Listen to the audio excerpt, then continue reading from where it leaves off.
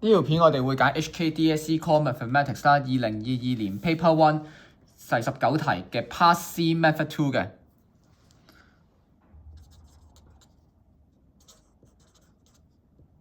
好，咁咧呢個位置咧，我哋會假設咧，我哋已經計到咧Part B 啦，即係 Part B 咧揾得到呢個AG 同埋呢個 PQ 嘅 intersection， 我哋揾到咧係110同埋76嘅。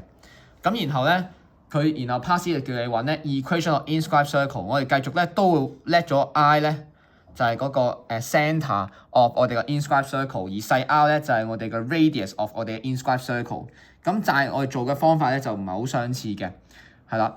好，咁咧然後咧我哋希望可以揾到個 R 出嚟啦，同埋咧就係我哋依舊咧都知道我哋嘅 I 咧就會係158減 R 啦，同埋4R over 3加12。只要揾到 R 咧，咁其實就揾到個 equation 啦。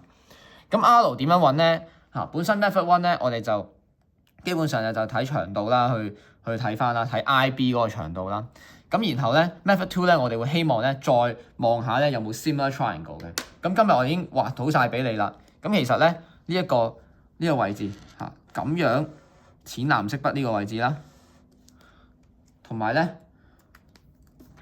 黃色筆呢一個石三角形咧係一個 similar triangle 嚟嘅。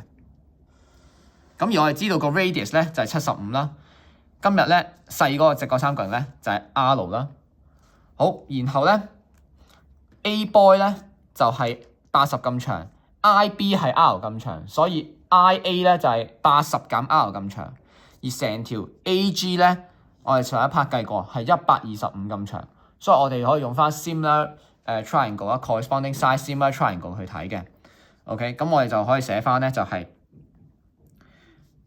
80減 R 咧呢一條嘅 IA 就對於咧除翻咧就係 AG 呢條，即係125，咁就會得嚟翻咧 R 啦，即係呢一條，咁對應翻咧就係 PG 啦，即係75。好，咁所以咧咁樣就計到啦，就即係125 R， 然後咧就係6000減75 R， 所以咧 R 咧就得嚟翻30。然後咧你亦都可以之後再計埋佢，即係 I 咧就係128啦，同埋呢個叫做4乘30除翻3加12，即係52。咁你就揾到個 equation 咧就係 x 減128 all square 加翻 y 減52 all square 等於翻咧98啦。